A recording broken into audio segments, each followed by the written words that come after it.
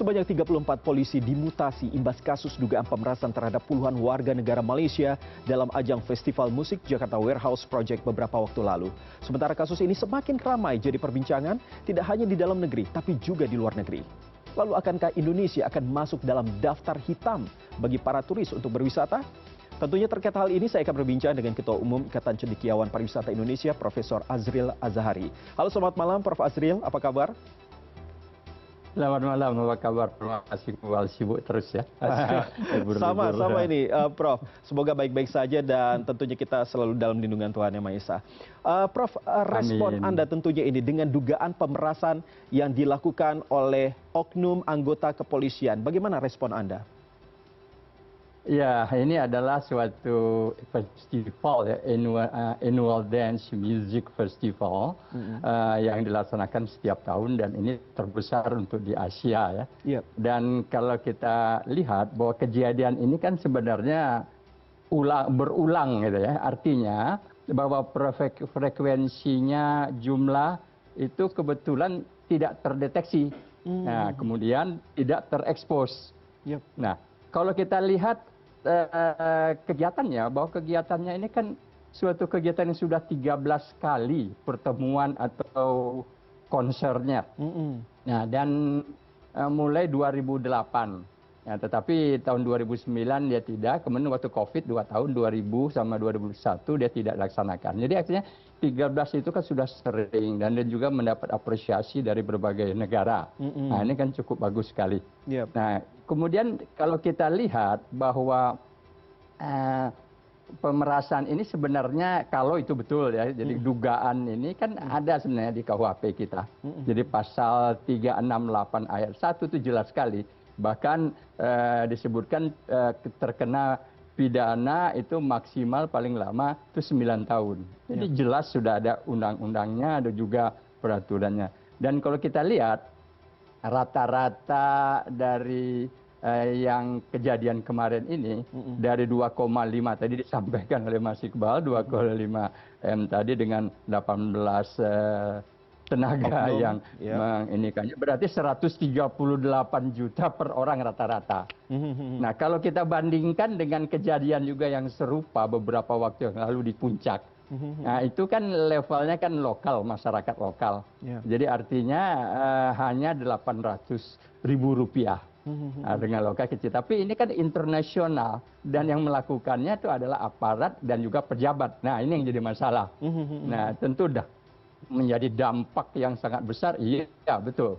Nah, ini akan menjadi yang harus kita perhatikan betul ya, dalam hal ini. Nah, kalau kita bicara dampak, sebenarnya kalau dampaknya sih ya bisa kita hitung ya, tapi yang multiplier effect itu yang berat. Jadi artinya pengaruh pengganda. Jadi ada pengaruh langsung, direct, indirect, dan injust. Nah, ini yang harus diperhatikan oleh pemerintah bahwa dampak seperti ini akan terjadi karena bahwa kantor berita bernama saja sudah ngocehnya hebat sekali tuh saya baca di Malaysia, kemudian Star juga sudah mengkritik tajam beberapa negara juga katanya memboikot kejadian ini festival di Indonesia, konser ini, dan ini artinya dampak langsungnya itu pada pariwisata ya, kepolisian, dan yang sedih kita adalah kejadian tidak langsung ini akan menjadi atau injusnya adalah kepada bangsa dan negara kita, terhadap bangsa dan negara kita. Nah, jadi pengaruh daripada multiplier effect ini yang harus diperhatikan dan ini dampaknya sangat besar sekali dan jangka panjang. Apalagi Menteri Pariwisata kita berusaha untuk mengangkat pariwisata dan ini terhempas kembali. Nah, itu yang saya sebut terhempas kembali gara-gara kejadian seperti ini. Nah, ini yang harus kita perhatikan betul ya, bahwa dampak seperti ini ataupun katakanlah multiplier effect itu tuh harus dihitung. Ini injust effect-nya itu ya terhadap perekonomian kita yang dihasilkan oleh devisa pada pariwisata ini akan jadi masalah untuk yang akan datang. Nah, begitu tuh barangkali Mas, ini yang sangat harus kita perhatikan gitu. Sangat hati-hati sekali kita. Baik, kalau tadi Prof. Azril mengatakan bahwa ini dampaknya juga akan sangat panjang. Lalu apakah ada dampak yang langsung bisa dirasakan oleh kita, oleh pemerintah Indonesia dengan adanya adanya boikot bahkan yang dilakukan oleh sejumlah warga di luar sana terkait dengan DWP ini? Ya, yang pertama adalah pelaku industrinya sendiri merasa khawatir. Mereka juga akan segan melaksanakan hal-hal seperti padahal event itu bisa memasukkan devisa yang cukup besar sekali. Event itu adalah event yang sifatnya special event. Event itu terbagi dua, special event dan business event. Kalau business event itu yang MICE, yang meeting, incentive, convention, exhibition. Nah, jadi para pelakunya, yaitu termasuk IO-nya, termasuk PCO-nya, termasuk juga PEO, nah ini juga merasa was-was mereka.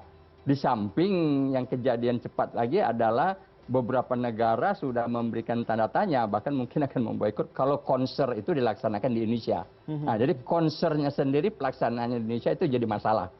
Nah, ini yang menjadi kritikan, apalagi kantor berita bernama itu kan cukup populer ya, cukup bagus dan juga star, itu juga sangat tajam sekali terhadap pemboikotan, analisis mereka terhadap kejadian seperti ini gitu. Nah, ini yang barangkali yang harus kita perhatikan betul ya, yang harus kita analisis bahwa multiplier effect pengaruh ini akan menjadi panjang terhadap, apalagi ini pengaruhnya terhadap perekonomian kita. Ini yang jadi masalah. Baik, Prof. Prof, tadi Prof juga di awal sempat mengatakan terkait dengan bahwa kejadian seperti ini sebenarnya bukan pertama kali terjadi, namun tidak terekspos begitu. Nah, sementara Ketua Komisi 3 DPR RI Habibur Rahman sempat juga mengatakan bahwa sebenarnya ada kemungkinan bahwa memang di acara-acara besar seperti itu, musik seperti itu, ada penggunaan narkoba. Ada penggunaan narkoba dalam hal tersebut sehingga memang harus ada pemeriksaan dan lain sebagainya. Nah, menurut Prof. Azril, ini bagaimana? Apakah memang penggunaan narkoba itu memang sudah hal yang biasa dalam setiap acara event besar dalam hal musik tersebut? Coba kita lihat ya, bahwa pelaksanaan konser ini adalah sudah 13 kali. Ya, mendapat apresiasi yang cukup besar. Dan event ini cukup bergengsi sekali sebenarnya. Terbesar di Asia. Dan juga ini terbuka sifatnya. Tidak ada tertutup. Dan jadi siapa saja kalau mau nonton sama ini silakan saja ya. Dan apresiasi dunia. Jadi kalau kejadian-kejadian disampaikan oleh Komisi 3 itu bisa saja terjadi. Tetapi kalau yang ini agak sulit kalau saya melihat, karena kalau yang pelaksanaannya di Bali, nah misalnya itu kan tahun 2023 itu di Bali. Nah itu cukup bagus saya lihat, saya melihatnya itu udah kemudian tahun 2 kali kalau nggak salah di Bali dan bagian besar itu di Jakarta. Nah itu aman-aman saja, walaupun kejadian riak-riak sedikit ya, tidak ekspos sampai aparat seperti sekarang ini. Nah itu yang menjadi question mark kita sebenarnya. Saya rasa kemarilah kita kaji secara ilmiah, barangkali apa itu. Katanya jumlah 2,5 juga dikaji secara saintifik. Mari kita secara saintifik sama-sama kita laksanakan hal-hal seperti ini. Itu yang barangkali yang harus kita pahami betul gitu. Nah, kalau hal seperti ini tentunya harusnya kan ada antisipasi. Sebab kalau menurut saya preventif jauh lebih bagus daripada kuratif. Preventif pencegahan daripada pengobatan, karena biaya, dampak dan multiplier efeknya sangat tinggi terhadap perekonomian dan pariwisata lagi. Nah, ekonomi kemajuan untuk devisanya ini jadi masalah. Berapa sharingnya sektor pariwisata terhadap PDB kita, itu saya menjadi khawatir ini akan jadi panjang. Dan banyak beberapa negara juga mempertanyakan pelaksanaan konser untuk di Indonesia. Ya. Nah, Prof, saat ini pihak kepolisian istilahnya sedang disorot begitu ya oleh seluruh masyarakat terkait dengan apa yang terjadi beberapa hari yang lalu ini. Tentunya apa harapan Anda ke depan agar kasus ini tidak terulang, mengingat bahwa di satu sisi pihak aparat kepolisian itu dibutuhkan untuk menjaga keamanan dan ketertiban, tetapi di satu sisi ternyata masyarakat melihat bahwa apa yang dilihat seharusnya tidak terjadi begitu terkait dengan pemerasan ini. Pertama adalah bahwa preventif jauh lebih bagus daripada kuratif. Nah, itu yang harus kita. Nah, salah satu di antaranya, kita kan punya polisi pariwisata. Kenapa nggak diberdayakan? Nah, mereka paham tuh pariwisatanya mereka kuasai, tetapi dari segi kriminalitasnya juga mereka kuasai. Nah, kenapa nggak diangkat lagi? Dan yang lebih bagus lagi adalah sebenarnya kalau menurut saya, kenapa nggak diajak masyarakat? Community based tourism. Itu UN Tourism itu memperingatkan Indonesia bahwa tolong pariwisata itu harus berbasis komunitas. Nah, coba kita lihat contohnya.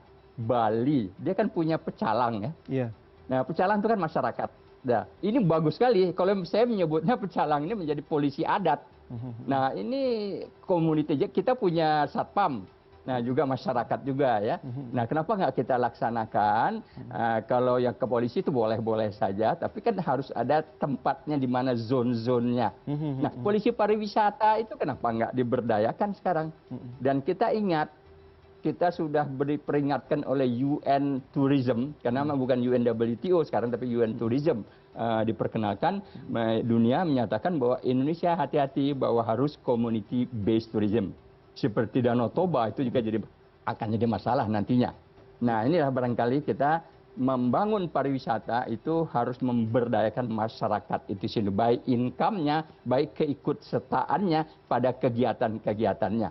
Nah, itu saran saya yang harus diperhatikan oleh pemerintah, tentu Menteri Pariwisata yang baru ya. Nah, mereka lagi mencari formula kayak apa dan sebagainya.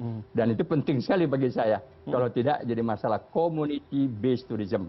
Berdayakan masyarakat ya. Jadi punya zone-zone sendiri, dan juga polisi itu adalah the last sebenarnya. Tapi polisi pariwisata juga harusnya bisa membantu kita. Nah, sekarang polisi pariwisata itu saya pertanyakan apa kegiatannya? Apakah dengan dasinya dan mobilnya yang bagus keliling-keliling saja atau bagaimana gitu.